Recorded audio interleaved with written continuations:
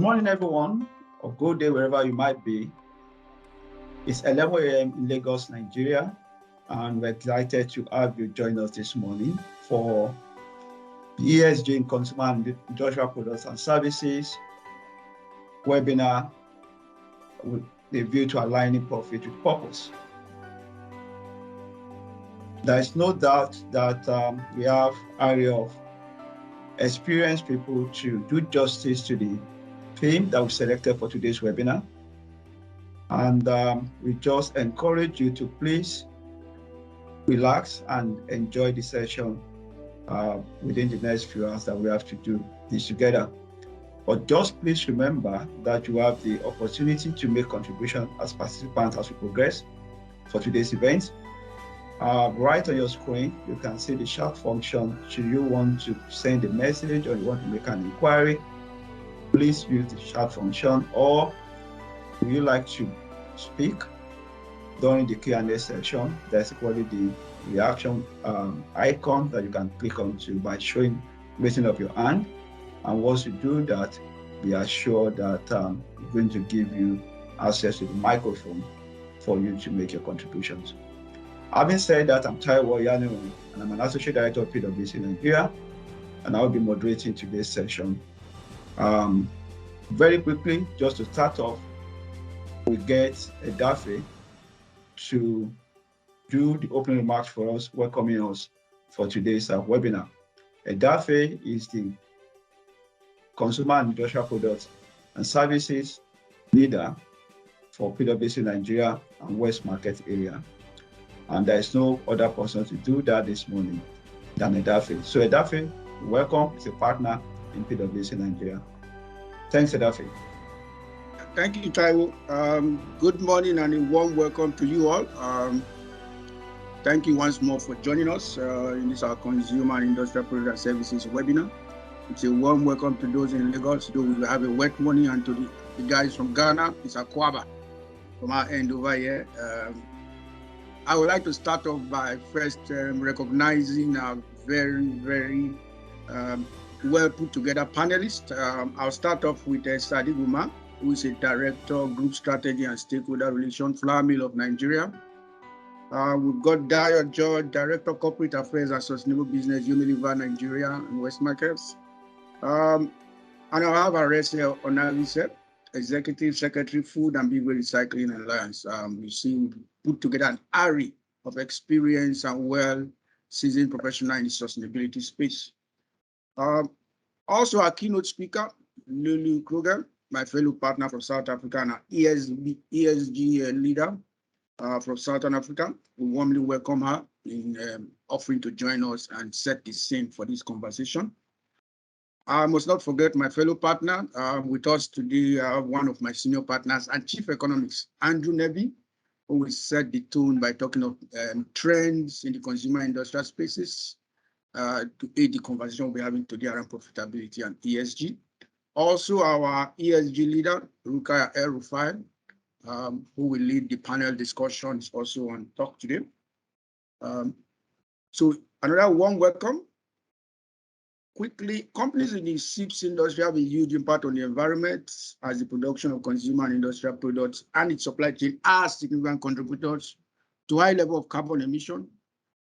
My colleague and our chief economist, Andrew, will set the tone, as I said earlier, speaking briefly about macroeconomic trend and shaping the future of consumer markets. Stakeholders are demanding more transparency. I'm sure as business leaders, we all know this and we're experiencing this already, transparency and trust. Consumer brands are facing more and more pressure to embed ESG goals into their corporate culture. Lulu, our ESG leader from Southern Africa market, will set the tone by telling us more around the themes of today's webinar, ESG aligning purpose with profit in the CIPS industry. Our presentation will definitely set the tone for the panel discussion subsequently. This presentation will set the stage for what promises to be an insightful and enlightening conversation. The panel members come from a range of specialism. They've done it. They're telling you what they've done. They're sharing their experience. We will hear their approach to sustainability and how they are navigating the trust issue. They may provide clarity around some of the pertinent ESG challenge you may be facing or thinking about. Definitely, I think a key point you need to take away, if nothing from it, is ESG is not a tick in the box exercise. It's definitely about building trust and creating value. But this requires a plan, requires taking action. We are hoping that at the end of this 1 hour, 30 minutes, you asking insightful question linking to the panel discussion. You will leave here thinking of what next and looking forward to work with problem solvers like PwC to navigating and dealing with your ESG journey. So once again, I'd like to welcome everybody warmly and look forward to an insightful webinar. Taiwo, back to you. Okay, thanks, Adafe. And I'm sure we are all getting set to experience what we have in stock today. On that note, I'd like to bring Andrew Nevin, PhD, to the platform to speak to us on CIPS industry in Nigeria and Ghana. Andrew is a very known face in Nigeria and overseas. He's a public speaker, and there's hardly any day that Andrew will not be saying something either to the, on telly, on radio, or on the print media. So welcome with me this morning, Andrew, as he speaks to us on the CIPS industry space in Nigeria and Ghana. Andrew, over to you. Thank you, Adafi, and thank you, Taiwo, for the warm introduction. And thank you to our distinguished panelists, and of course to everyone who's at the seminar this morning. Really delighted to be here. I'm just going to set the tone for a few minutes by talking about where we are in the Nigerian economy, not in terms of numbers, but really in terms of trends, and relating that to the issues of the day for the CIPS industry. And of course, our seminar also includes Ghana, so I'll make some remarks about the Ghanaian economy as we go through. Now, the way we think about the economy, as I said, we don't make projections at PwC. We don't do macroeconomic modeling. What we try to highlight is what's really important in the economy. And we have 17 themes. We used to have 10 themes. We're just finding things are more and more complex as we go forward. But before we get to that, let's just talk for a couple of minutes about global trends. I mean, it's been an extraordinarily difficult 2.5 years with the COVID crisis. And of course, we haven't necessarily seen the bounce back in the economy around the world as we face some new challenges on that. But just some things that are really critical for the whole industry in Nigeria and Ghana. To begin with, their demographics. I'm not sure people are aware of this, but the number of children outside of Africa is in decline around the world. The number of working age adults outside of Africa is in decline. And the implication for this is, well, we've talked for a long time about the demographic rotation to Africa. It's real now. And the big markets are going to be in Africa. The big growth markets are going to be in Africa, particularly in West Africa.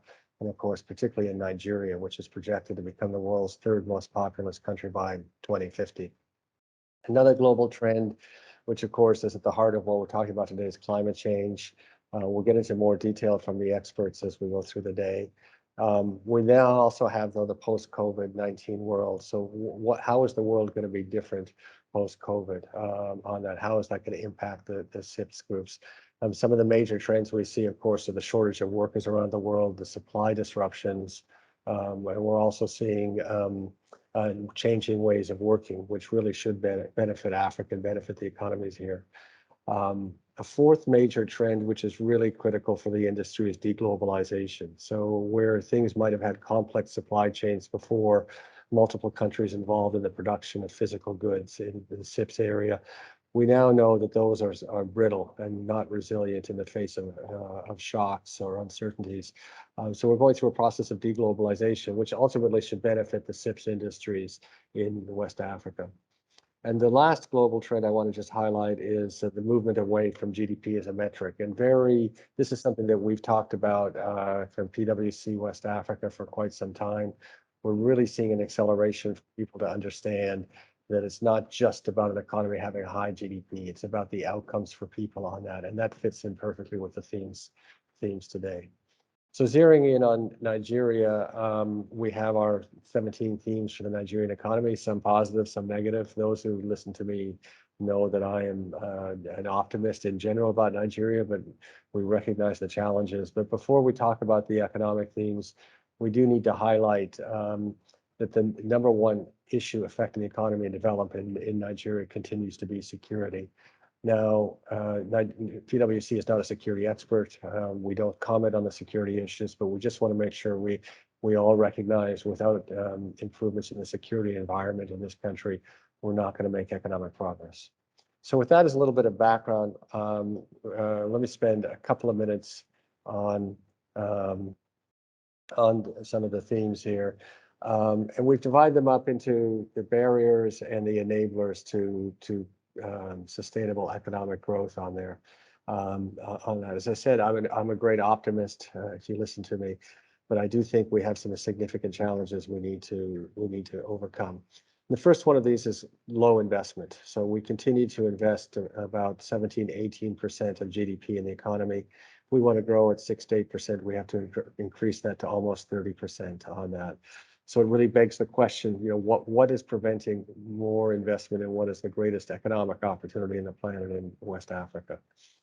The second thing that's a barrier and really critical to the CIPS industry, particularly for consumer products, is this movement to drive from the informal to the formal sector. And this applies both to Ghana and Nigeria. Over 50% of the economy is informal. There's nothing wrong with the informal economy, but at the end of the day, it means that we have low productivity, we have low wages, people can subsist, but they can't do anymore. We won't get the investment without people shifting to the formal sector. And so the question is, why are people not shifting? We continue to have challenges in the business environment. I'll give a big shout out in the Nigerian context to Dr. Jamoke, who's the head of PEBEC. She has done an absolutely amazing job over 5.5 years of trying to improve the business environment. But the reality is we still have some way to go. And I think everyone on this seminar today who has to deal with the complexities of the business environment, whether it's Nigeria or Ghana, recognizes that, particularly in the Nigerian context around the FX regime is something that for CIPS companies is really a big challenge on that. Related to that, the two big distortions, I guess we could have three if we include electricity, but here we refer to the foil and the FX regime, both of which are creating enormous problems. For those of you who read the press today, there's a major article in The Guardian that talked about some of these distortions, the FX distortion, the foil distortion, and the impact it's having on our ability to finance the debt on that. So it continues to be a real challenge. We thought we were going to abandon the foil subsidy in Nigeria when His Excellency the President signed the PIA. Unfortunately, we've slid back to it, and we're projecting spending of about 4 trillion naira on the foil subsidy, which is not sustainable. Another challenge we just want to highlight, which I think again is really critical certainly to consumer products, is the challenges of data. So people bring out the official statistics, including, for example, the population number, which really I think we all know is not accurate, and then endlessly repeat these numbers. Both Nigeria and Ghana have a big challenge in getting better numbers, being able to use real-time data to be able to track what's happening in the economy on that. And as you go into this informal economy, it becomes harder and harder for consumer companies to be able to track the real activity. The next theme is, in the barriers, of course, is environmental degradation. I won't say any more on that because we have just a fantastic panel and lineup of people who will talk about it. But it's an issue that's not in the future for Nigeria and Ghana. It's an issue that's affecting us now, including movement south of the Sahara, which is creating real issues for us. And the last barrier that I'll highlight is just the continued power and infrastructure challenges, which we're all aware of and we all know we need to solve. So these are the barriers. But as I said, for those who listen to me, I'm an optimist, and I think there's many things that have happened in the last 5 or 6 years that are very positive in the Nigerian context, which we need to really highlight because they give us a foundation over the next 5 to 10 years to make some progress. Number one, unlocking dead assets. So we wrote the paper about this, I think 3 years ago or so, which just pointed out Nigeria is a rich country. The issue is that we have too many assets that don't produce a return. So we have Ajiokuta Steel, we have the National Stadium, we have the National Theater, we have refineries that don't produce any refined product on that. It's now widely recognized that we need to unlock these dead assets. And if we unlock these dead assets, we'll be in a much better place economically. And of course, that presents enormous opportunities for everyone on the seminar today in all industries, including consumer and industrial products. We have this enormous power of the diaspora. So we wrote the paper that pointed out that actually in net terms, the diaspora is a bigger impact on foreign exchange than the oil industry in the country. $25 billion US dollars in terms of official remittances on that, much more in terms of unofficial remittances or in total remittances on that. Incredible diaspora. Those who listen to the wonderful chairwoman of NIDCOM know it's not a brain drain, it's brain circulation on that. Third point, how do we grow our exports on this? And we're coming out with a new major paper that discusses this. This is actually the way we can grow our exports is through the export of high value added services. It's difficult for us to compete for the reasons we all understand with physical goods, with the infrastructure, the power situation, the port situation. But we are already competitive in terms of high value added services, with Nollywood financial services. But of course, the big ones are things like business process outsourcing and coding for employment. And we have the potential, we think, to have 2 million young Nigerians earning export dollars for this country while they stay in Nigeria. The fourth really big positive, which I think is really critical for CIPS, is the state level engagement. One of the things we've really seen in the last 5 or 6 years is states have stepped up and are taking control of their own economic destiny. I'll cite Edo State and His Excellency Executive Governor Obaseki, Dr. Obaseki, as an example of a governor who's doing incredible things across a range of areas. But we've got other governors in Ekiti, in Kaduna, in Ogun State, in Nasarawa, in Benue, who are all really making a difference. And I think we're seeing a percentage of governors who are moving their states forward, moving up and up on that. And it really makes important for all our clients, our CIPS clients in particular, to be paying attention at a national level at many, many states, not necessarily in the Lagos or Abuja bubble. The fifth enabler, very critical for this industry, is capital markets. So I was earlier this week at the event that marked the delivery of the revised capital market master plan. It was delivered by SEC, the DG of SEC, to the Honorable Minister for Finance, Budget and National Planning, a major event. And we need a capital market that's about 5 or 10 times bigger in the next 5 or 10 years. It was wonderful to see the Honorable Minister accepting the plan and giving her support to it on that. We've had great success in the banking sector, but we now need equal success in the capital market sector. And of course, that's critical to CIPS clients because you need the financing to be able to grow in the next few years. Another reason for optimism, broadband infrastructure. More and more broadband infrastructure is being built out. More and more states understand the economic value of it. I talked about export of high value added services. This doesn't happen without the broadband building out, but we're seeing it happen. Blockchain. So one of the things that's an amazing accomplishment for the country is the launch of the e-Naira. And you might have seen earlier this week, the central bank announced something that's the first in the world, which is the ability to use a central bank digital currency with a feature phone. And the reason they have not been pushing, central bank has not been pushing the e-Naira up till now, is because they wanted to be driving financial inclusion. So you have to have people with feature phones able to use the e-Naira. That technological issue has been addressed now. And now you're going to see the central bank really push the e-Naira. It's fantastic for the consumer products industry because, of course, it makes it much easier for the bottom of the pyramid to transact in a costless way on that. But it's not just the e-Naira. Other uses of blockchain, for example, we'll see it. SEC is driving it in terms of assets, and we'll also see it in terms of real estate. It's really something that's important for the entire country on that. I mentioned in my opening remarks, there's been a shift globally in thinking about moving from a GDP lens to an SDG lens. I have to say that the progress that Nigeria's made on this has been absolutely fantastic. I really view it as one of the world's leaders there. And today's seminar is all about thinking about not just profits or the overall economic terms in terms of GDP, but really thinking about the impact on people. And the SDGs are a fantastic and now universal language to express that. And I'm just going to give a big shout out. People may not be aware, but the UN has designated, the UN Secretary General has designated 17 SDG advocates. We're all very prominent people. The co-chair of that group, in fact, is Honorable Prime Minister Trudeau from Canada. But one of those 17, of course, is His Royal Highness Mohammed Sanusi II, who was Emir of Kano, was the CEO of First Bank, was the governor of the Central Bank of Nigeria. So he plays a huge role in advancing the SDGs, not just for Nigeria, but for the whole planet. Another reason for optimism is AFCFTA. So this is just a fantastic event, I think, in the history of Africa. The coming together of 54 countries, virtually everyone has ratified it. This is a long journey. It's part of the Africa Union's 2063 plan, 50-year plan. So sometimes people are a little disappointed that we haven't made more progress yet. I say this is a journey. And the fact that we're moving to easier ways to trade and invest across Africa is a major step forward, but particularly for CIPS companies who will be able to operate in larger markets, get more economies of scale in that.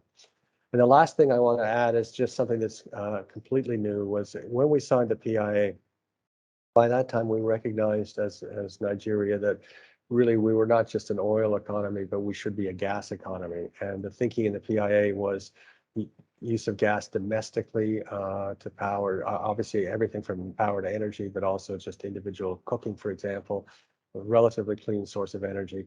Unfortunately, by the time we signed the PIA, the world had moved on, and the EU, for example, had not designated natural gas as a transition fuel. And as a result, it was unclear that we would be able to get significant investment to be able to expand our gas exports. Sadly, the world has changed dramatically since these events. In the last 5 months, of course, we've seen the horrific invasion of a sovereign nation by Russia. We've seen the destruction of large parts of eastern Ukraine, and we've seen the tensions between Russia and Europe over energy and gas in particular. And those who follow the news closely may be aware that we may be looking at a winter in which Russia does not export natural gas to Europe. And of course, they depend, I think, for about 30% of their energy needs on this natural gas. And in Germany, it's over 50%. But this presents an enormous opportunity for Nigeria. There's actually a major conference tomorrow in Lagos. The EU is hosting a conference to discuss a number of economic issues with Nigeria, but one in particular is this LNG exports. And there's a very big opportunity for Nigeria to very rapidly get the investment it would have otherwise not gotten to be able to move forward on that. So as I said, I think we have major challenges in the country. I've highlighted some of those, but we also have major opportunities on there. And of course, I'm running out of time. You'll get this whole document, so I'm not going to go through all the pages, but I just wanted to highlight one couple of things on this particular issue. So as I said before, for us at PwC and for me personally, I mean, it's been a major positive trend in the world, despite all the negative news in the last decade. But one positive trend is that we think more and more about this language of SDGs rather than GDP. And I think that, why is this so critical to us? Because the relationship between GDP and human well-being is not actually that strong. So to give you a couple of simple examples, Costa Rica has 1/5 the GDP per capita of the United States, but has a higher life expectancy. India and Nigeria have roughly the same GDP per capita, but in fact, on Human Development Index, India is much further ahead. So the translation of GDP into human well-being is not very strong. So why think about GDP? Why not think directly about what's important to human beings? And this is where the SDGs, the Sustainable Development Goals from the UN, are so powerful, because there's such an intuitive and natural language for thinking about what really matters to human beings. So no poverty, quality education, reduced inequalities, life on land, life below water, climate action. These are all things that if we make progress on them, we'll feel that people on the planet are actually better off on that. So I want to urge, as we go into this seminar and I wrap up my presentation, that we really remember how critical it is not to think in terms of profit or GDP, but to think in terms of what the impact is on human beings. And this is such a powerful language that's universally accepted. As I said, Nigeria is actually one of the, I think, the leaders in the world in thinking this way. And I look forward to listening to all of the speakers and panelists today as we continue. But my role has just been to set out a few thoughts to build on as we go through. So thank you so much. And again, thank you for being part of this session today. Back to you, Taiwan. Thanks so much, Andrew. Quite very, insightful presentation there. So we'll move on to the next speaker and speaking to us specifically around aligning profit with purpose. This morning will be Lulu Rukaiya. Lulu is the PwC Africa lead for ESG and equally responsible for leading the PwC initiative around ESG in Southern African market. But before Lulu speaks to us this morning, it's nice for us to see a video very quickly. It's less than 3 minutes, just to set the tone for Lulu's presentation. Please do relax and take time to enjoy the video. Thanks. This is us. One world, one home, one chance. There is no plan B, because there is no planet B. We can't simply press Control-Alt-Delete, but we can reboot our corporate thinking and refresh our attitude towards the race for net zero by reimagining a sustainable tomorrow. It begins with an environmental, social, and governance model that will deliver a sustainable business advantage and measurable value. The question is, how can organizations deliver sustainable outcomes through effective ESG strategies? It starts with a conversation with us. We can shine a light on your company's impact on the environment. We'll discuss the use of natural resources, energy needs, reduction of waste, even policies on business travel. At PwC, we've mapped out more than 1,400 environmental tax incentives across 88 countries and regions around the world. ESG brings the very real dangers of climate risk to the table, but with solutions that can be implemented today. All it takes is commitment. The social factors within an organization will affect the company's financial performance. We can help you manage your relationship with your workforce and the society in which you operate. It entails paying attention to social trends, labor practices, and even politics. The bottom line is, by guarding yourself against social issues, you minimize risk to reputation. Governance is a key component in a successful ESG journey. It factors in decision-making by directors, managers, shareholders, and stakeholders. Policy-making is the cornerstone of a company's practices. It underpins the values and the transparency of the organization as a whole. We like to think of ESG as transforming from the inside out. At PwC, we believe that sustainability is at the heart of business. Let's create meaningful change for our communities by bringing the best people and the smartest technology to work hand in hand with you to ensure that the business world and nature thrive. It's compelling food for thought for CEOs and shareholders. If there's one decision you make today, let it be that we talk ESG. Make it your plan A. It's time to step forward. Are you ready?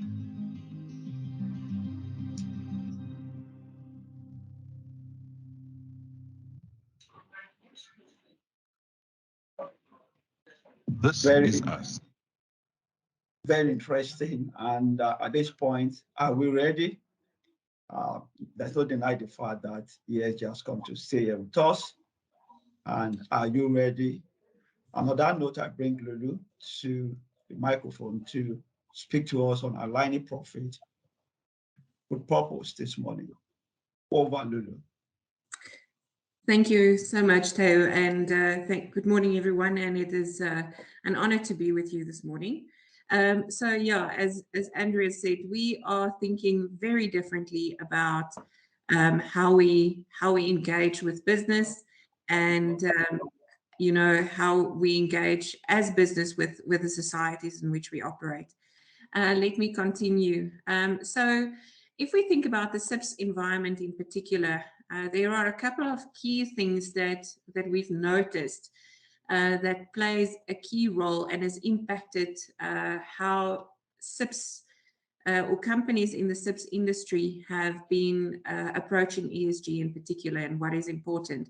And I can't remember necessarily the order of everything on the slide, but I would like to share a few with you that we've picked up that is quite important. And the first being is the role of value chains and logistics. So if you're in this industry, you know, where we've seen a massive focus of late is companies trying to understand what not only their own footprint is, and carbon footprint and ESG footprint, I want to make it a little bit broader, but also what is the footprint of companies that that are in their value chains and that are suppliers to them. That is a key aspect that we see a lot of companies are currently focusing on. How do we actually understand? How do we help our suppliers to actually make sure that they can successfully measure the impact? And it's going to get to a point that if a supplier can't do that, then we will have to move away from them. Another key critical area that we've picked up is the concept of circularity as well. So, you know, of reusing whatever you are creating in terms of waste and using it in different ways in your manufacturing process. I just wanted to check, is the slides up already, or is it an issue on my side?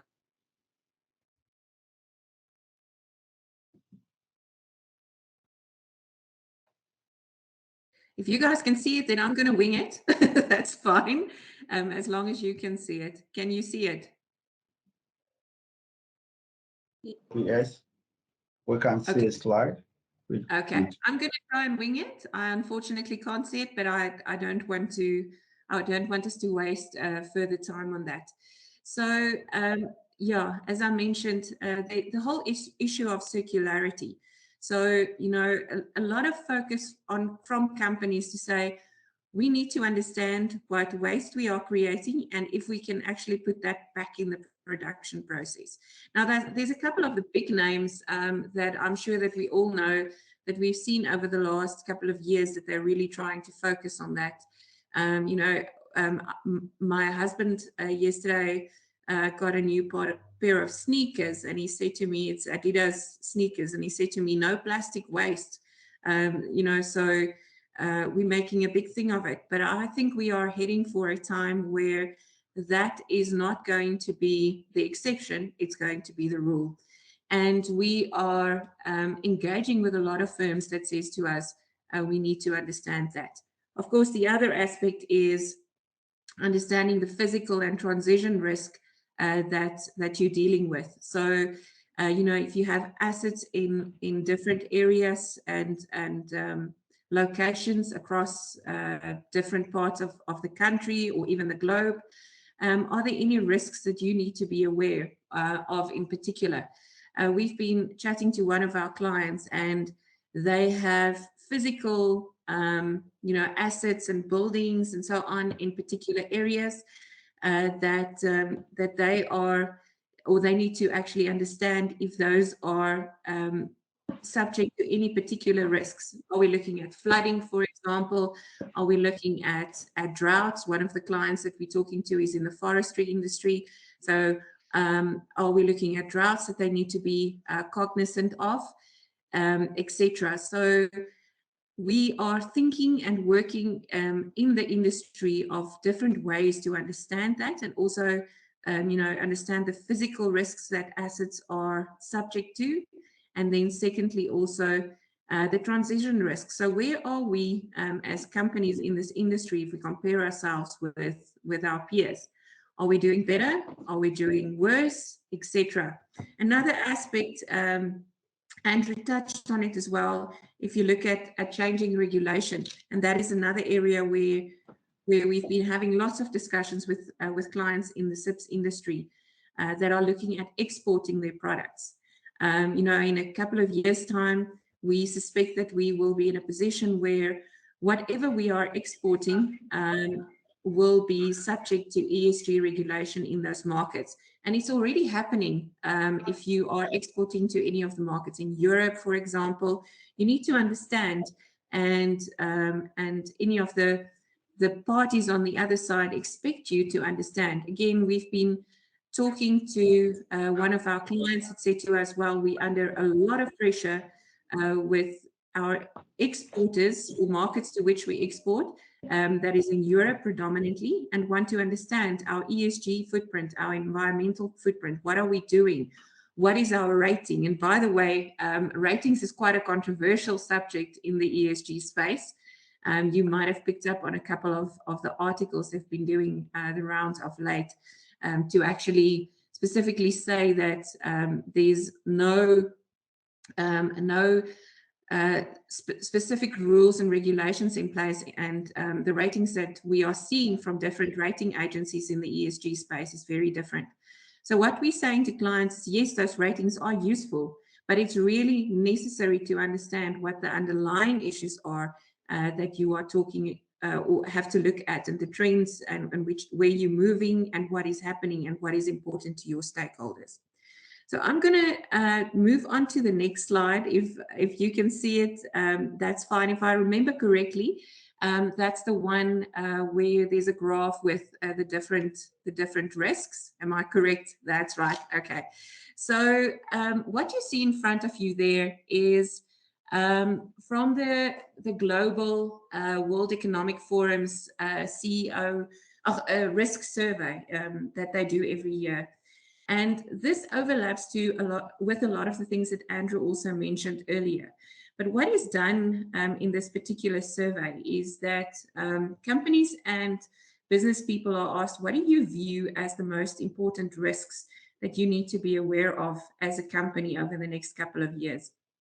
And we took a little bit of liberty with that as PwC, and we actually assigned specific weightings and categorization, or rather categorization, not weightings, to the specific risks, to look at which do we believe is environmental in nature, which is social in nature, which is related to governance. And we grouped it according to that. And I think you will agree with me that there are significant overlap between these, but it was still important for us to understand what the key trends are. And I think there's a couple of things that stand out, and that speaks to the fact that we cannot ignore the social challenges that we are dealing with. We cannot ignore the environmental challenges anymore.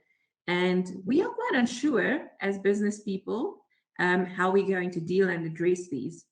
And again, I think if I reflect on some of the conversations that we've had with clients over the last couple of weeks and months, a lot of them are saying that this is so big, we don't know where to start. This is so big that we are not sure how to tackle this issue.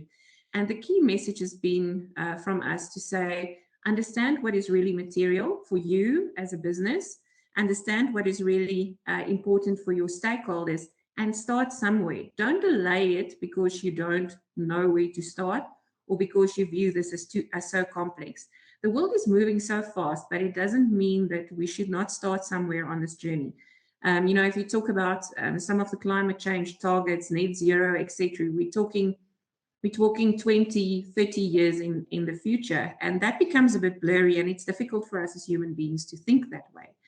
But I remember when we really started with the conversations around climate change, a lot of it was, where will we be in 2100? And that has now become, where will we be in 2050? So it doesn't help if we wait because we don't know where to start. We really just need to get moving. If we can move on to the next slide, if I remember correctly, there should be 3. I think this is the last one. And am I correct? I'm so sorry. Can I just get somebody to just give me a sense of what is on that slide again? I can't recall. Just the heading. So I think Lulu, it would be great to respond to why African organizations are slow to respond. Thank you. That was one of the either the last slide or well, it was definitely the last slide that I've included. So thank you, Rukaiya. And maybe just to wrap up, I'm aware of the fact that we also almost at our time, and I do apologize for the technical issues, but I try to, I hope I got my message across. So what have we seen with the organizations that we've engaged with? PwC does a CEO survey every year in which we ask specific questions from CEOs globally. And what we then always do is within an African context, we bring it back and then specifically look at what our findings were for the continent and how it compares to some of our counterparts. So the key message that we got from that is that we are lagging a little bit behind some of our global counterparts in the ESG adaptation space. And the reason for that is often because of the regulatory drive that we see in certain parts of the world that has not hit us yet. But more importantly, also in terms of the role that ESG plays in organizations. A lot of organizations, and I've seen a step change in the last couple of months again, has said that we realize that this is something of strategic importance for us. This is something that needs to be part of our C-suite discussions. We need to have board committees. We need to have senior people that actually take the lead here. And that has not happened as yet. We are a little bit slower to take that on. And in a lot of instances where we've spoken to organizations, you know, the typical people that they would get involved is people that were previously in the sustainability area. And in some instances, they don't necessarily have the business background. So what we really, really see is the need that this should be led from the top by the C-suite, and it should be part of the strategic thinking of the organization. And then another area, as I mentioned, the regulation also plays a role, but also just in terms of thinking through how ESG fits into an organization and, you know, how different parties and different bits of the organization should play a role in this. In certain industries, for example, mining, we've seen that it's kind of almost organically developed. You know, the role that and the focus on the mining industry has been to a large extent to say that, you know, we need to understand the impact that we're having on the environment, on societies, etc. And now what they need to do is actually getting those business processes and everything in the organization aligned to respond to ESG. I think we need to be careful not to think that this is really such a difficult and out there subject. It is something that if you want to actually integrate it in your business processes, it is really about you know, going back to basics and making sure that you have the correct information, etc.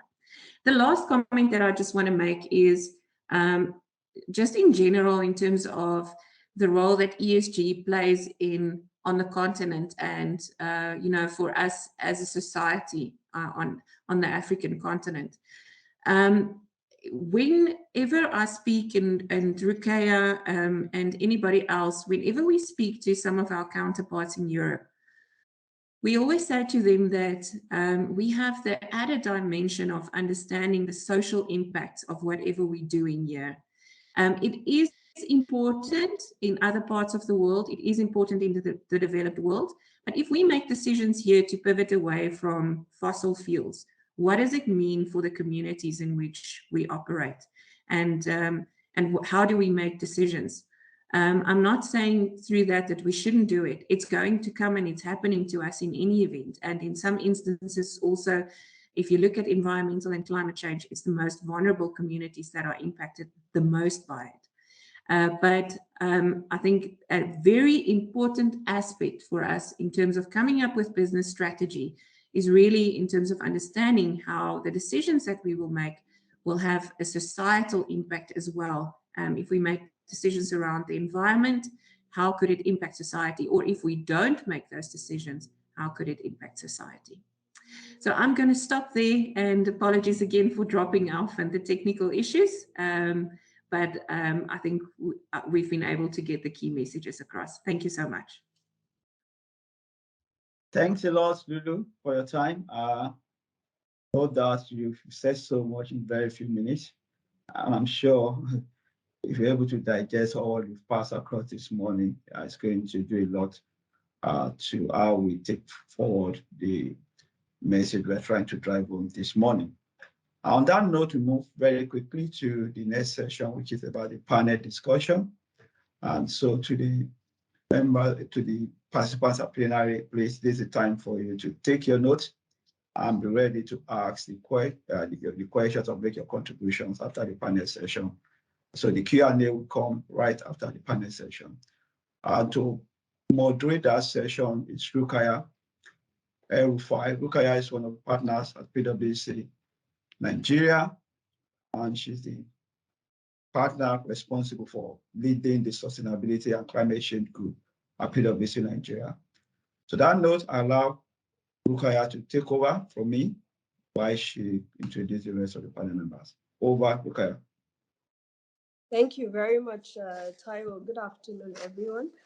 I'm happy to be here to moderate this esteemed panelist to discuss pertinent issues with regards to sustainability. Would touch on things around what the top risks are. Would also look at how, our panelists in their various organizations embed ESG in their operations. We'll touch around value chains. We heard Lulu emphasize on the importance of that to that sector, and we touch on reporting and other things. So without further ado, let me introduce our panelist.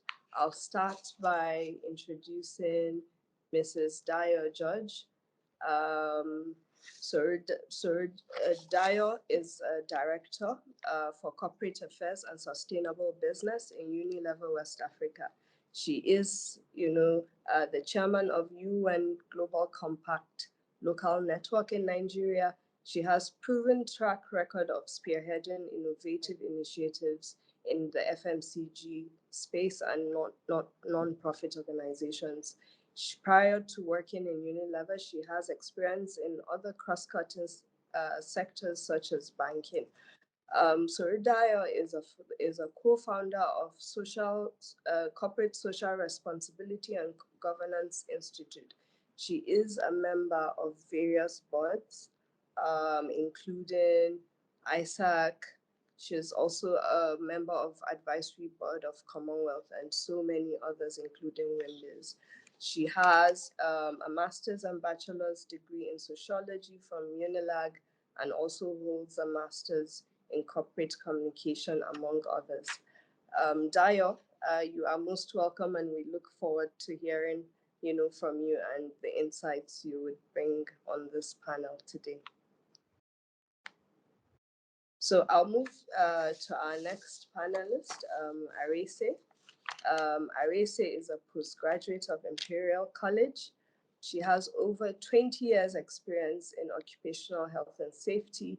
She is the executive secretary of FIBRA, the Food and Beverage Recycling Alliance, which is an industry coalition to enhance waste management operations in the value chain. She also serves as a critical sector stakeholder enabling recycling of packaging materials. You are most welcome, Arese. So last but not least, Sadiq. Sadiq Usman is currently a director, Group Strategy and Stakeholder Relations of Flour Mills Nigeria. He is a non-executive director at Northern Nigeria Flour Mills, which is the grain processing component of the Flour Mills Nigeria Group.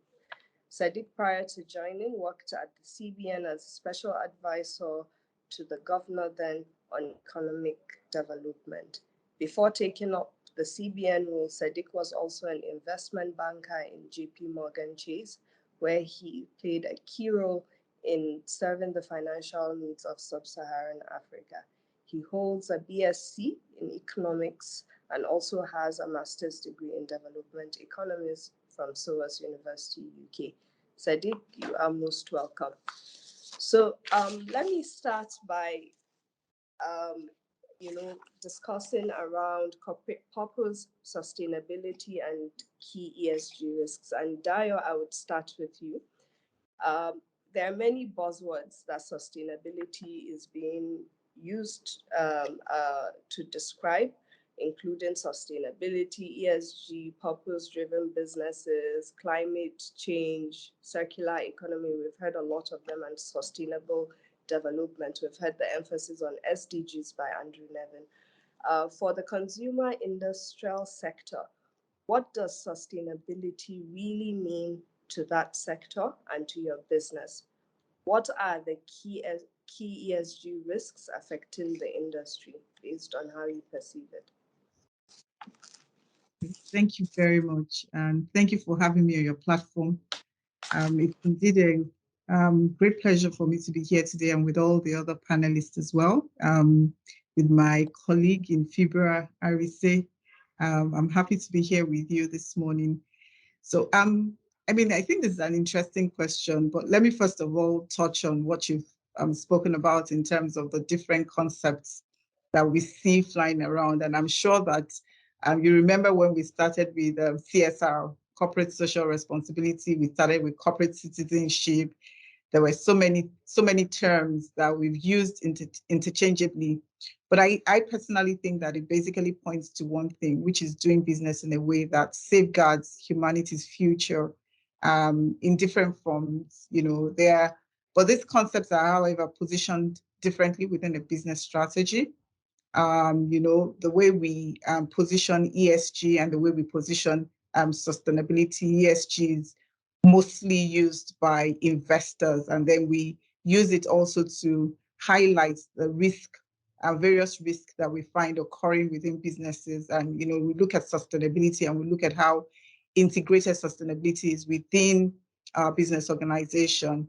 On a lighter note, it seems that we love fads, as the nomenclatures around concepts have changed so very rapidly. But, it often converges at a point in time. So right now, there's a lot of academic and corporate frenzy around ESG, and we keep on dissecting it over and over again.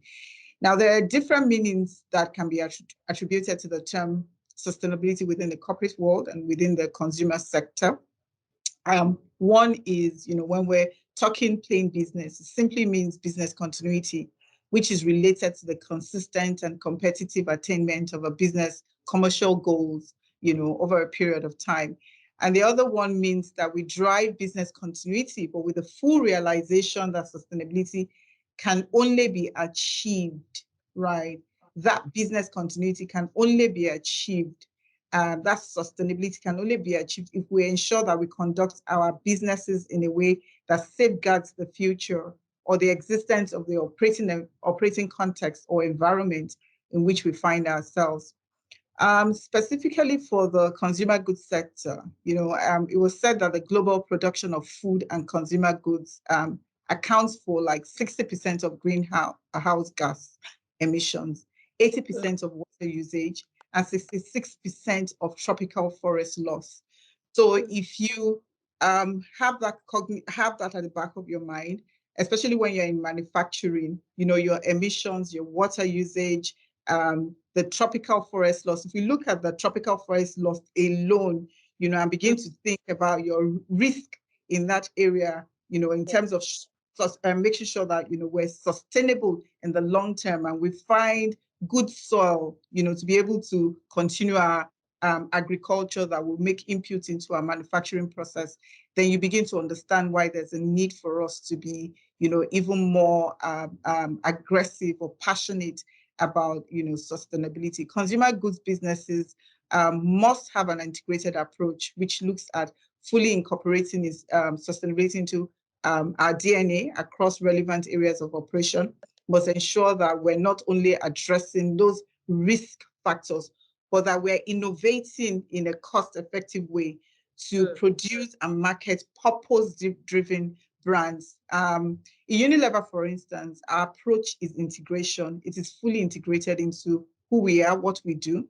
We have a compass that guides what we do in sustainability.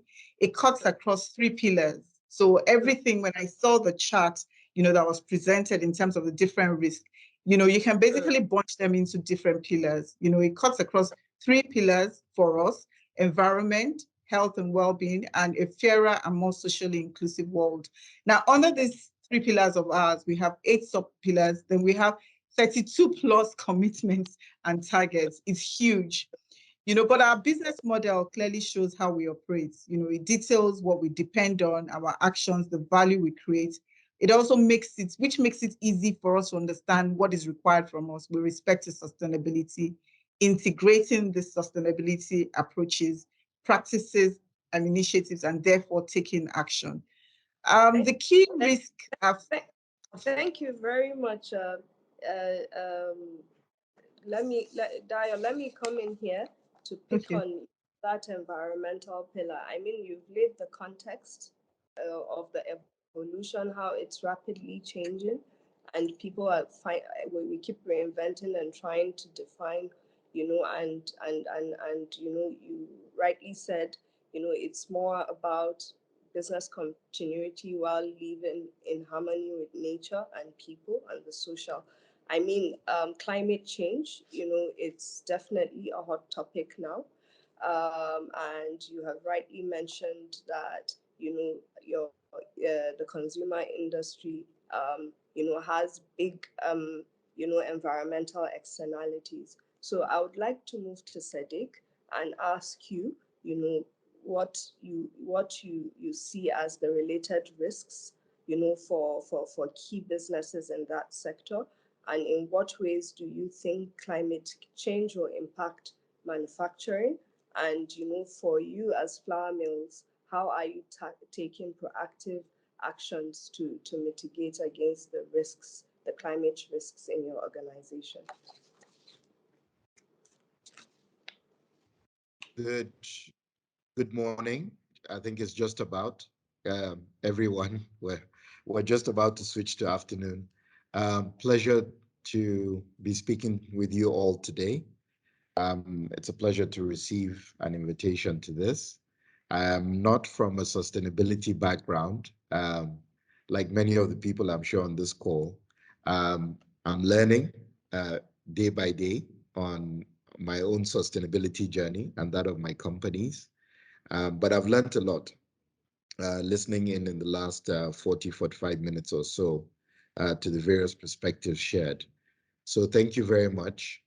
In terms of climate change impact and risks, for a business such as ours, which is one of the largest, if not the largest, food and agro business in the country today, we face quite a lot of interrelated and independent risks because of the nature and complexity of our operations. We have operations that are within urban environments. We have operations that are in very rural environments. We have operations that are fairly complex manufacturing processes, maybe refining, and we have ones that are fairly simple, relatively, like milling.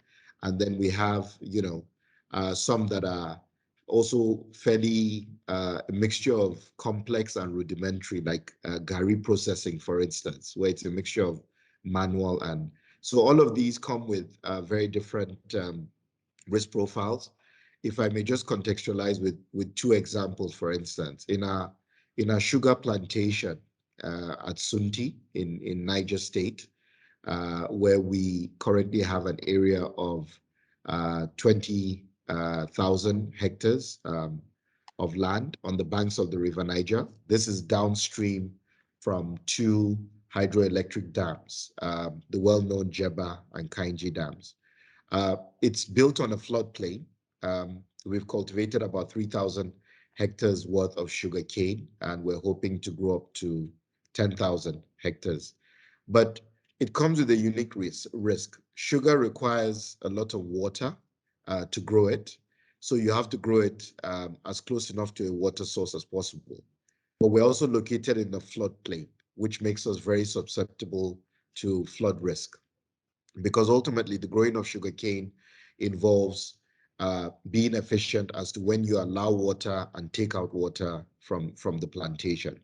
Now, climate change, we are seeing the actual impact of that. I'm sure for many of you that can remember, we've had two significant flooding events in Nigeria, if you recall, in that part of the country and even downstream into the Niger Delta, as a result of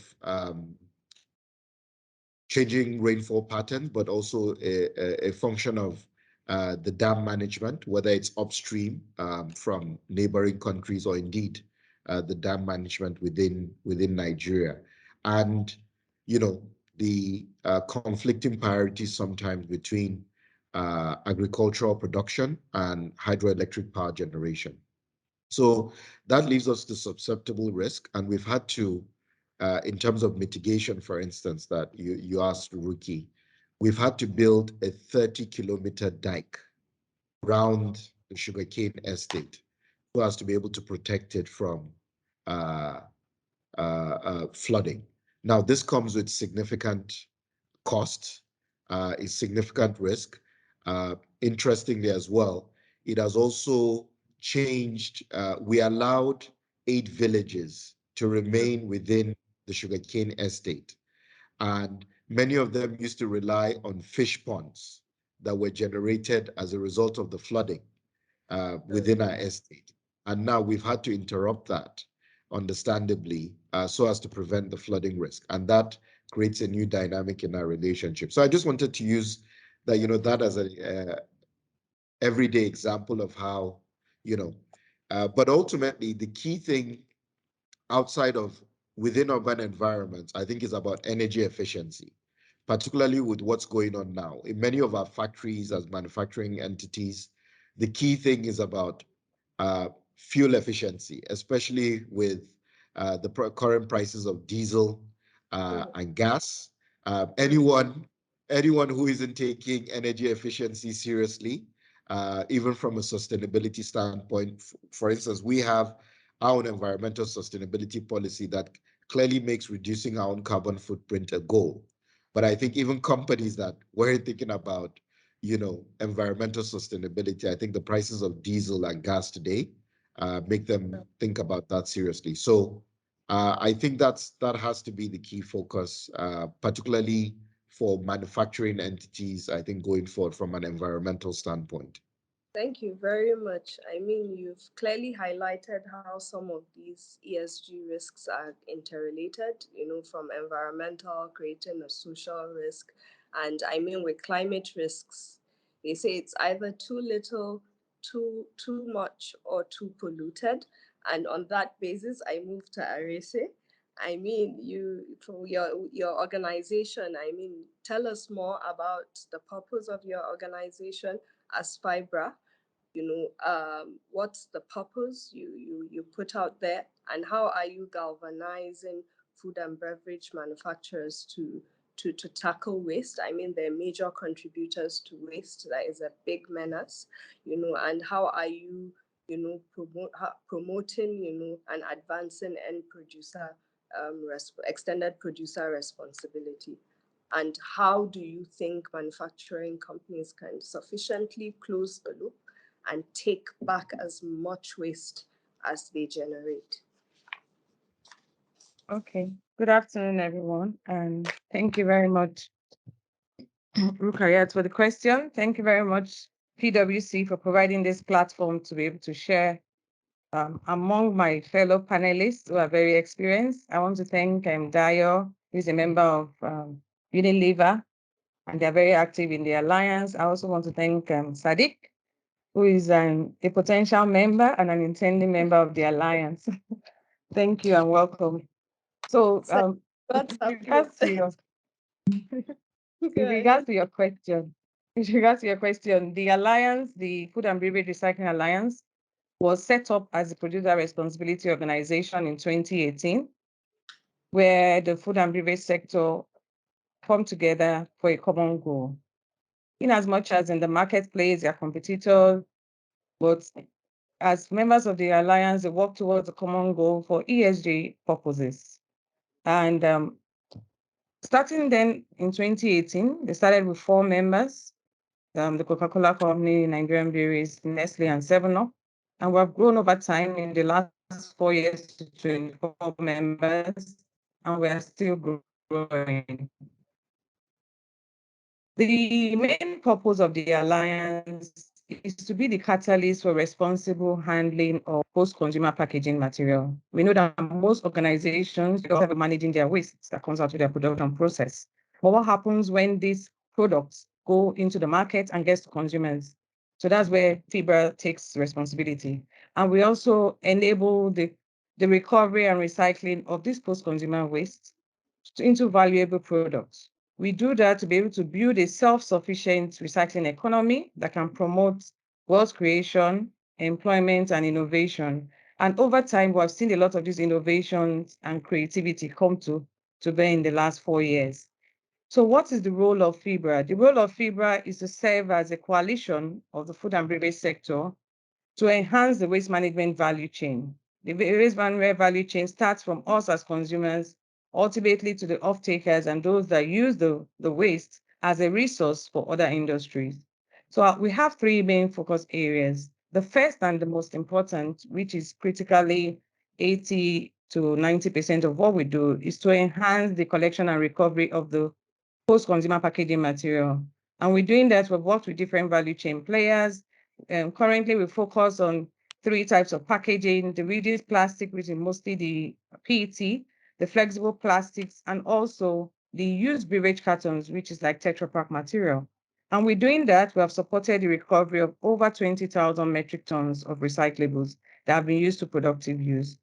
For the next key focus area, which is regulatory dialogue, thought leadership, we work with policymakers, regulators to ensure that policies that are set in the space, we're having different policies on plastic waste management, solid waste management, and also the extended producer responsibility guidelines to ensure that these policies that are put in place are enforceable. They're not just policies that can be put on the shelf. And thirdly, the community awareness, engagement, and education. We partner with different NGOs to go to different communities. We have gone to over 50 communities. Your forum here provides a platform to also share the story and create awareness. So just to emphasize something, the FIBRA and our responsibility is more than just CSR. So I'm sure some organizations will wonder, why do we have to join FIBRA? Yes, most organizations conduct CSR activities. As FIBRA, we also help to implement the extended producer responsibility, which has a regulatory context to it. So it is more than the CSR. And we're doing that. You asked the question about how can organizations close the loop. So in the packaging material that we support, just to give you an insight of the different types of packaging material. For example, now we are seeing that flexible material, even those that from pure water sachets, for a typical example, they are being used for other products. They are being used for to make bean bags. They are being used to make school bags for children. They are being used to make table mats. Then we have the Tetra Pak material, which is the juice cartons. The juice cartons are being used to make decks and tables, chairs, panels for the marketing houses, construction materials. Then finally, the PET material, which is rigid plastic, are used for different applications. You can see them being used for fiber. When they are exported to other countries, they are used for clothes. They are used for interlocking tiles. But then how do we finally close the loop? In closing the loop, we need to ensure that it can be used for the same application of which they were used initially. And that's why we're also happy that within Nigeria, the Standard Organization of Nigeria has been able to develop a standard for recycled PETs. And with that, it's able to attract investors. We're now having industries and facilities coming up that can produce rPET, which is recycled PET. So this PET material, just like in other countries, especially in Europe, can be used back into the production process. And then you can have a content of the recycled material back into the production. And that's where we want to get to in Nigeria. And that's what FIBRA is promoting to ensure that we can actually close the loop. Thank you. Thank you. Thank you very much. I mean, you've pointed various insightful examples of waste to wealth. Definitely the value chain that can be created by just taking that lens of value creation. And of course, you've highlighted how the regulations are an enabler and standards, for ensuring, sustainable value chains.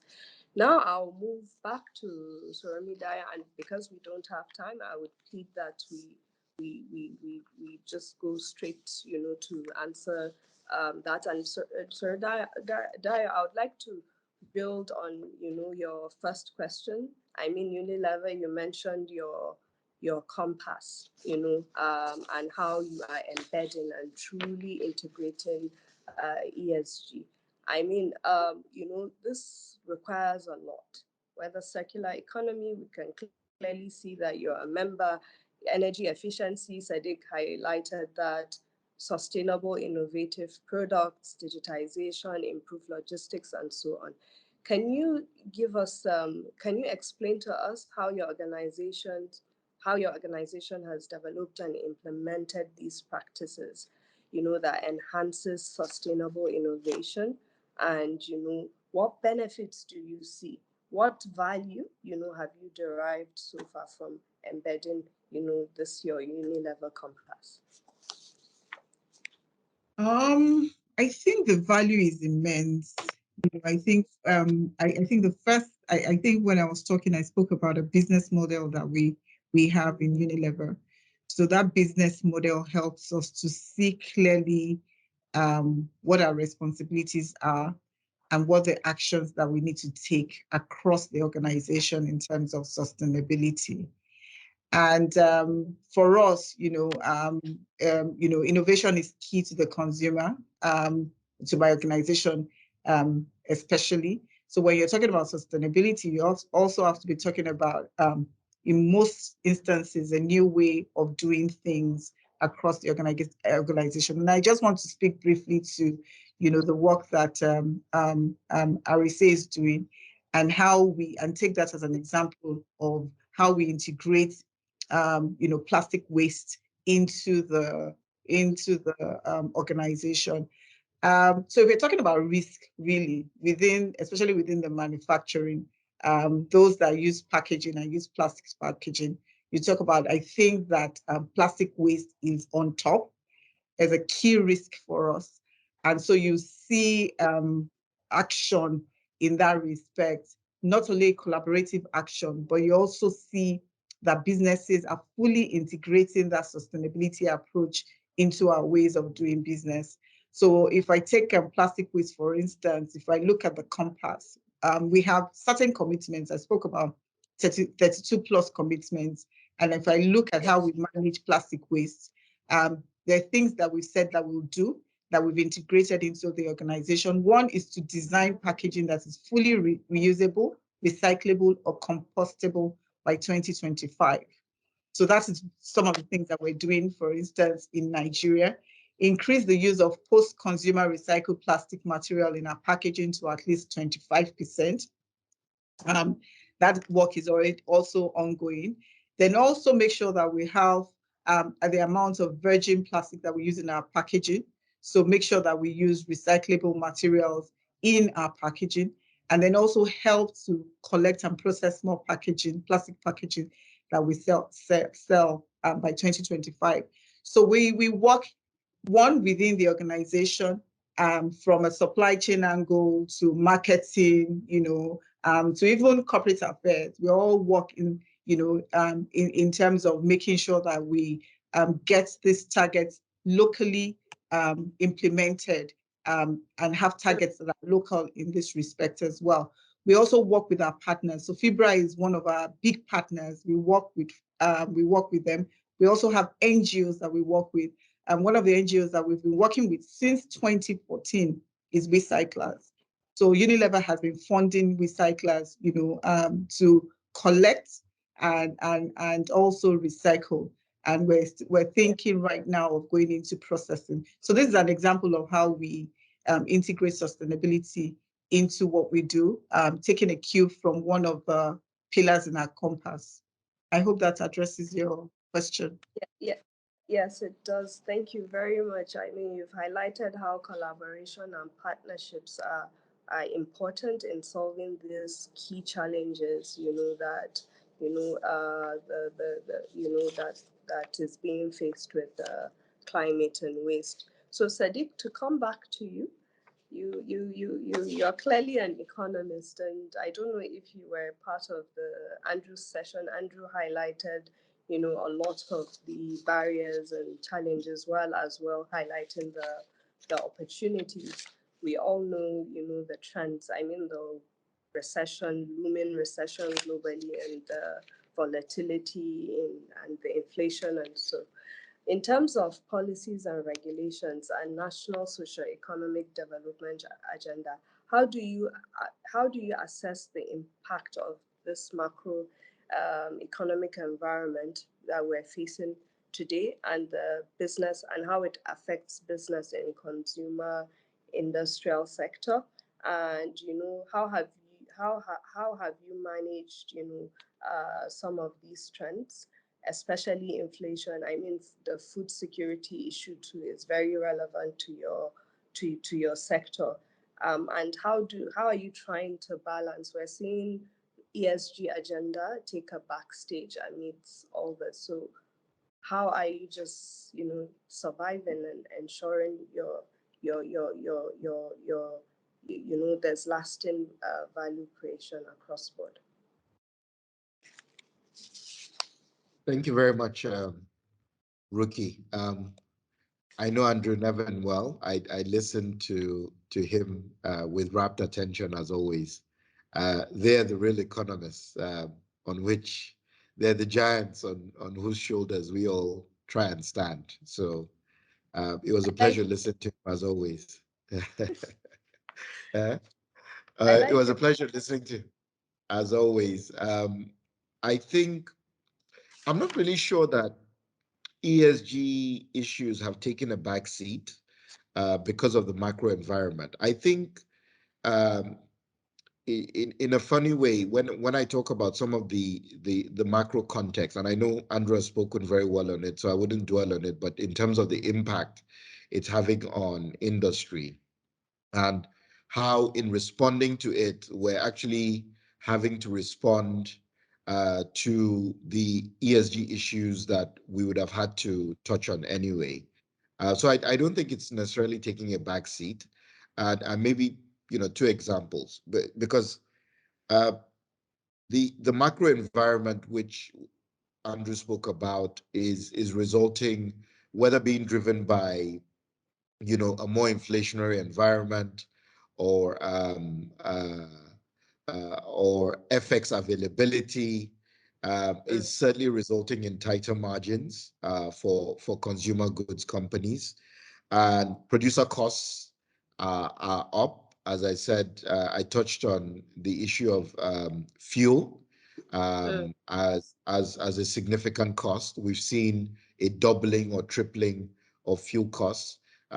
Some key raw materials, in our own case, whether it's wheat, and we're starting to see some of the impact, the full-blown impact, I would say, of the Russian-Ukraine crisis and the impact on Nigeria. I think we're just starting to really feel the full effects now, because it has also come at a awkward time for us, because traditionally, this is when food prices, if you look at a typical year in Nigeria, this is when food prices are generally at their highest, because it's the planting season and it's far away from the harvest season. So it's like we're heading into some kind of perfect storm.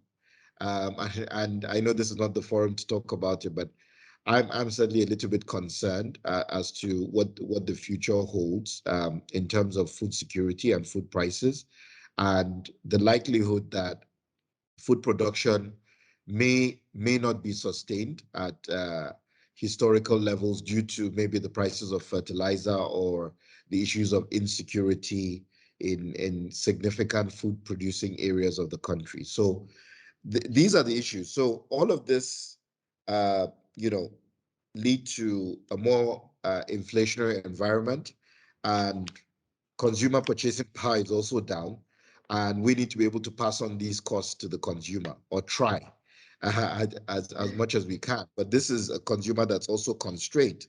So as corporates, what do we need to do? We need to come up with workarounds, right?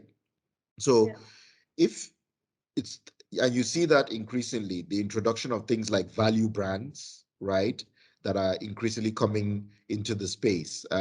We for instance have value brands, you know, category B or category C brands that are coming up as regional brands to serve more value interested consumers in certain parts of the country or in certain product sizes.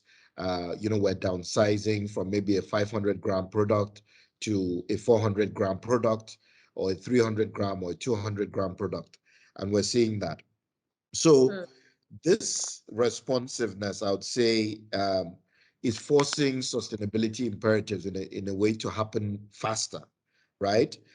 Because with new product lines, it requires new investments and standardization necessities. And ultimately, with these standardization necessities, so if you're going to build a new line or you're going to make tweaks to your production facilities and this, then you have to take some of these energy efficiency issues, for instance, into consideration. So it ties in a way, it's pushing you in that direction, which you may not have gone to, but the macro issues are pushing you in that direction. So ultimately, medium term, it will lead to more significant costs, certainly for corporates as they try and adapt to the new way of operating. But it also presents, lastly, opportunities in terms of localization, right? With FX costs, people are now thinking on understandably much more seriously, and we at FMN had seen this coming, you know, decades ago, and we've been moving in that direction in terms of local content, whether it's through sourcing of raw material, whether it's through, you know, fully locally made products, right? In terms of raw material production process, end to end. So that is sustainability. That is towards the sustainability agenda. So I think it's a good thing. A crisis is not something we should waste, certainly. Okay. Definitely a lot of innovation coming out there, and I mean, you highlight, how you're trying to manage using supply chain backward integration as well. So before I move to you, Arese, I want to let the audience know that we'll be taking your questions shortly. So if you have any questions you would like to ask our panelists, can you please put that on the chat box? We'll move to the Q&A shortly. So Arese, to finish off with you before I allow everyone have his parting shots. I mean, Sadiq spoke about the supply chain. We already know, there's a lot of changing dynamics. I mean, including demanding higher corporate, transparent. There is, the consumer and the disruption. Andrew spoke about demographics. Africa has a young population.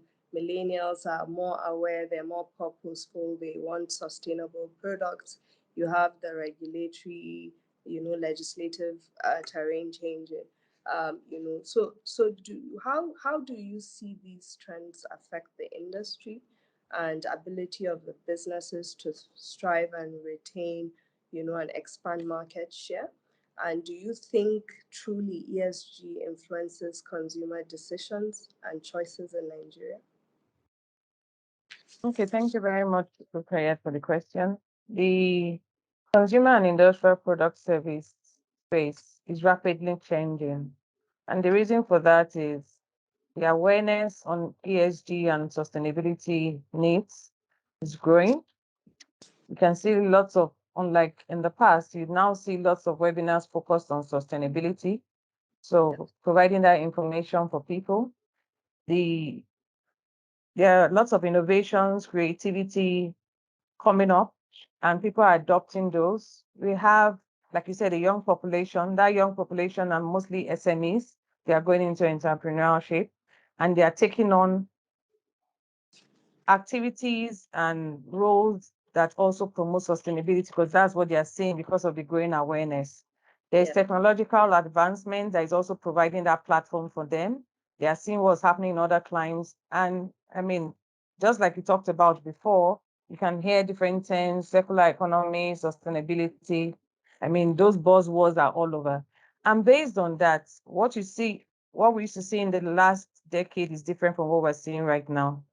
And then the demand for sustainable products is growing. So therefore, organizations need to start thinking, how can they adopt sustainable practices within their operations, within their production, within their manufacturing? Just like Dio said, if you look at it now, for when you talk about sustainability, if you look at the whole value chain, you have to start from the design phase. How are organizations designing for sustainability? Most of them are now changing the way their packaging is. Sadiq also talked about value creation. What kind of value are organizations bringing on board to be able to attract the young population, to be able to attract the growing need for sustainable products? That's one. Secondly, the regulatory requirements have also changed. You see regulations coming up, different regulations, both at the national or state level, telling organizations to design for recyclability, to ensure that their products or their packaging are recyclable, are reusable, are compostable, or having those kind of criteria. If not, there'll be a tax. So based on the tax burden, even the cost of operations for manufacturers, they are now getting to go back and sit and think, and what is our sustainability strategy? Because if you see it, based on what's happening now, that is the new way of doing business. How can organizations not only thrive in these trying times, also be sustainable over time so that they can, grow into the future and continue operating? And then consumer choices are changing rapidly too. A lot of people now have access to go to other countries, they're seeing other things. Of course, with technological advancement, they're seeing the way products are packaged, the way products are, and they're demanding for that locally.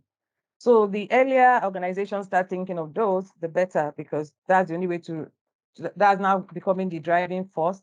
That now becomes the differentiator from other similar manufacturers or producers.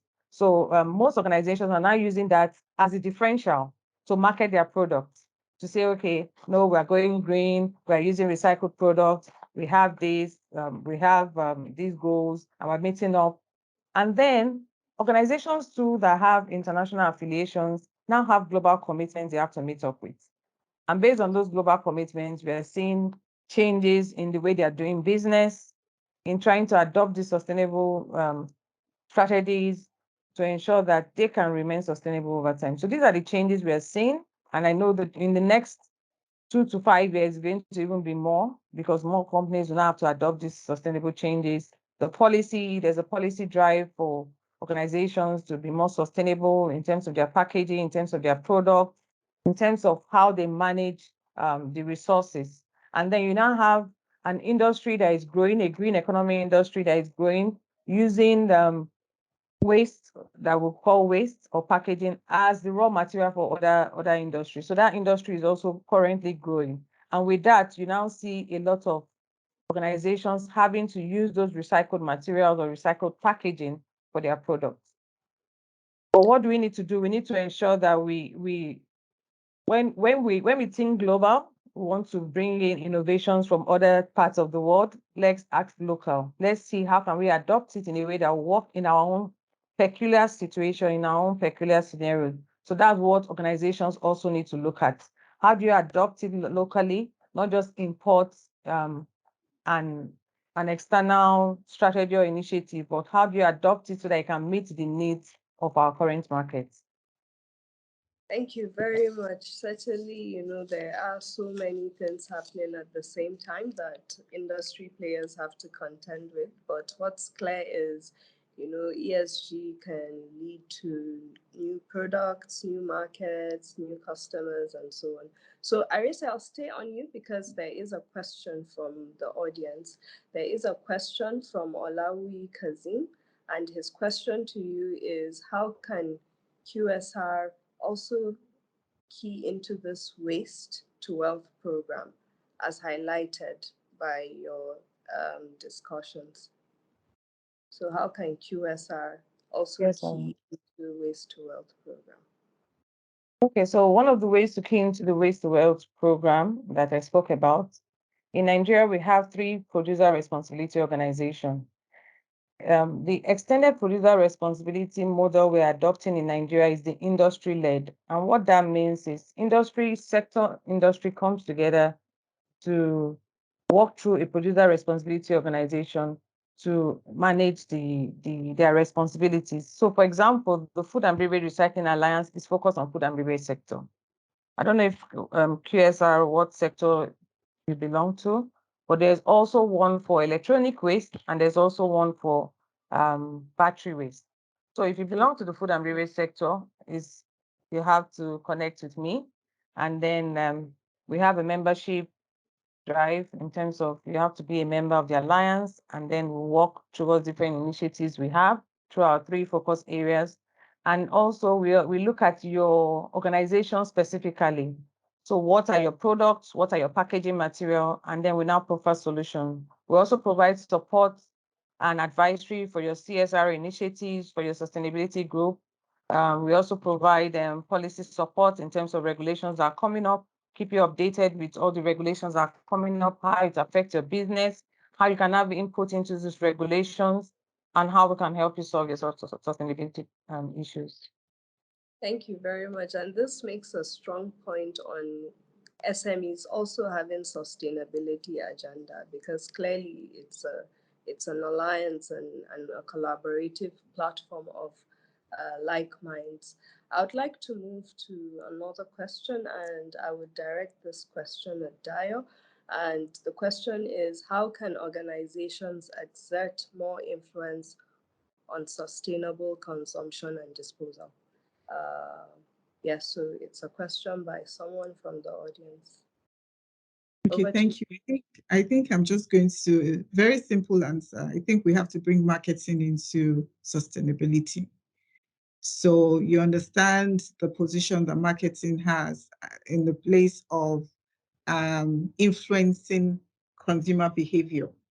I don't think we've seen enough of that when we talk about our sustainability practices. When it comes to consumption and disposal. We also have to be very careful because when we're talking about marketing practices, the context and what matters to us in Africa, in Nigeria, is different from what matters to people in developed countries. So whilst you can go to a store and pick something and people make decisions based on some sustainability initiatives, a huge number of markets, when we talk about markets in Nigeria and Africa, are what we categorize as being bottom of the pyramid. We've spoken extensively about no disposable income. There's extreme poverty in this part. So what matters to people and how you can influence them has to take those things into cognizance. But the simple answer is that we have to bring marketing into sustainability, into marketing, into positioning our brands, and getting consumers to, be more concerned about, sustainable consumption. So, for instance, if you are talking to somebody who, is earning very poorly, how do you get that person to make a choice along the lines of sustainability? So, how would you connect the hearts and the minds of the person? And again, I think I may be a bit controversial here.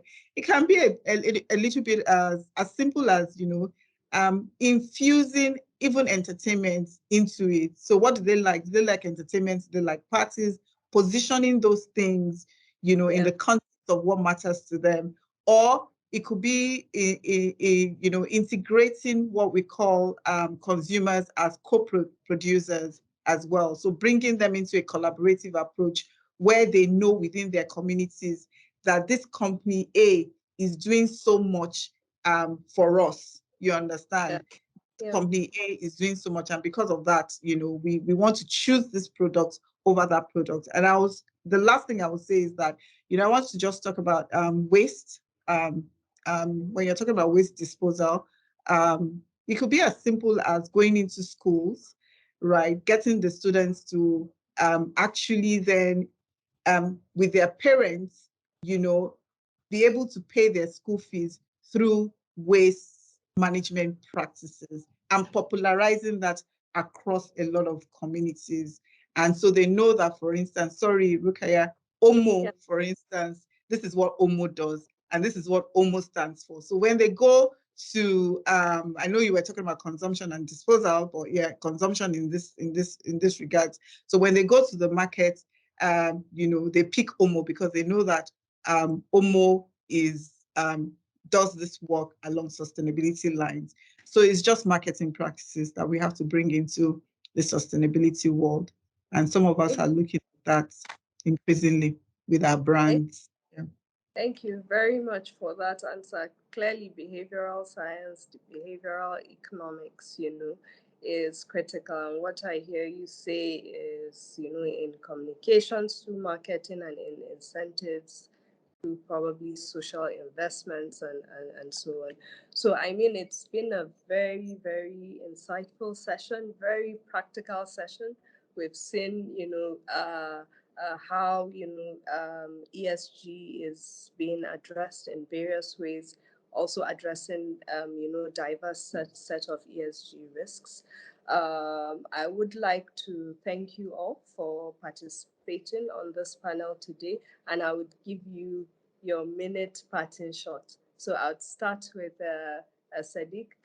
What would be your 1 minute parting shot before we end the discussion?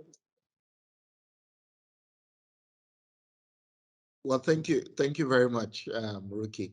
I've certainly learned a lot. I want to thank PwC and the organizers for putting this together. I think it's been a very useful session for me in particular. I've certainly learned a lot. I've gone a bit further in my own sustainability journey. I hope to be able to use the lingo as well as Dayo and Arishe going forward. But the key thing I think I want everyone to take away from this is, I think global or national macro events should provide us with an opportunity to deepen the good work I think that we've started on sustainability. We shouldn't see sustainability as taking a back seat. I think we sustainability champions in all our different ways should use this as an opportunity to be innovative and creative in the way we push our organizations to continue to deepen the sustainability ethos or mindset that they have. We might just need to be a bit more creative, a bit more pragmatic, but I think it shouldn't take a backseat. It's certainly a very useful opportunity, I think, to deepen the conversation about sustainability. So thank you very much for having me on. Thank you. And I do hope to see flour mills join Fibra. And I would hand over to Arise to. Well, Arise, if she gives me a PwC webinar discount, I might consider it. Okay, You're already in great. the process. That's why I say intending member. That's why I'm asking for the discount. We'll talk offline. Okay. Okay, great. Great. We're fostering collaboration here. So Arise, over to you, your parting shot, please. Okay, so thank you very much, PwC, for this opportunity and for the platform to share with other members. I want to say I also learned a lot from the session. But one key thing we need to take away is sustainability is not going away. It's not one of those words that have come and then it will fade out. It's a new way of doing business. And for us to be able to successfully implement it in the consumer and industrial product service, we need to collaborate and work together. One party or one entity cannot do it alone. So we need the collaboration of all the entities, all the relevant stakeholders, including consumers, you and I. So we also have a critical role to play. And if we all work together, we'll be able to make it happen and to now be the new way of life. Thank you. Thank you very much, Andaya. Last but not the least, over to Yes, thank you. I'm going to build on what Sadiq had said in various ways, is the fact that the opportunities, that we can harness in every challenge. And I don't think what we're going through in Nigeria, in West Africa, in Africa is strange to us. This is a highly volatile market. We've seen volatility increase globally. For some, it's a very complex, operating environment. But what we've seen is that companies, businesses continue to serve their consumers, continue to design, their products in a sustainable manner. So if we look at how we're serving our consumers now, it's no different from how we're serving them a couple of years ago. So if you understand where the journey for the SDGs has come from the Millennium Development Goals and how we really aggressively tackled poverty, but poverty in Africa did not necessarily abate, right? So what we found is companies operating in this environment had to serve a consumer base that was already challenged, making sure that the lifestyle that they want or they aspire to, is given to them in a very sustainable manner. So that work is still ongoing. We're still looking at how to make sure that we serve our consumers in a sustainable manner. Like Arise said, sustainability hasn't gone anywhere, and that's why I started my conversation with the FADs and the different nomenclatures. We started from CSR. Today, we're aggressively and passionately embracing what we call ESG. The main objective is one and the same. So, so I just wanted to put that out there as my parting word or my parting narrative. Thank you very much. So many insightful things out here to do. So before we close the panel, I'd like to acknowledge a question we received on plastic exchange. We would send you an email. We apologize for not being able to take that question here. The question is on if Nigeria currently has a standardized market for plastic credit exchange. Would respond to you via email. And I'd please like to mention that there's a feedback form. So kindly provide us with feedback. So thank you very much for your kind attention, and I would like to hand back over to Taiwo. So Taiwo, over to you. Thank you. Thanks, Rukaiya. Quite very insightful session that we've had there. And to say thanks to our panel members, just to join my voice to the appreciation already, given on behalf of PwC by Rukaiya, Dayo, Arise, and Sadiq, done a lot of justice to the topic we're discussing today within a very few moments that we need to share. And to participants, please just stay back. We are almost getting to the very end. And on that note, I will bring a Siri Agbeyi to give us the closing remarks. A Siri is a partner with PwC in Nigeria, a specialization in tax and regulatory services. And so over to you, Siri. Thanks, Taiwo. And thank you, everyone, for honestly being able to join us for this webinar. We absolutely appreciate it. I also do want to take time out now to just thank all of the panelists who've taken out their precious and valuable time to just share with us insights on sustainability. Every day I talk about sustainability in my house, and yesterday I think my niece told me, maybe we need to stop washing plates in the house so we can save water. I said, no, that kind of innovation is not the one we want here. So I mean, in every area of life, honestly, I think it's something that we do need to integrate. And I love the way the panelists dealt with the topic. Thank you, Andrew, Nevin, as well, for the very insightful opening on the macroeconomic conditions. I don't think SDG is going anywhere, like you rightly said, and that needs to replace GDP as well. So that was very useful. And then Lulu, absolutely delightful. Always a delight to have you. We thank you for the presentation that you gave, and also the South African perspective as well. This is a global message. It's a global topic. And I think for any company that's on board, it's always best that we continue to lean into best practices from other jurisdictions. Having said that, I'd like to thank also all of the PwC team members that made this possible, from Rukaiya, our partner, who's driving very forwardly the transgender on sustainability. Thank you so much for putting the webinar together. And thank you, Taiwo, for moderating this session excellently well. Thank you, Edafe, as well, for opening the session for us. We have a lot to learn. We have a lot to do, but we can't stop here. And for every company that attended, I think it's important to accept and acknowledge that if you do not get on the train, you would be left out in terms of the competition landscape. It's proven that those who have taken sustainability on board are able to fast track their shareholder value, but also the stakeholder value. And very easily, you can bring in 30% to your profit margin just by changing things innovatively. It comes with a cost, but the benefit far outweighs the cost. So I think that's been the entire message so far. We absolutely embrace it. We want people to think more innovatively. We want you to capture the new trendy market from the youths who are now driving for sustainability and sustainable products.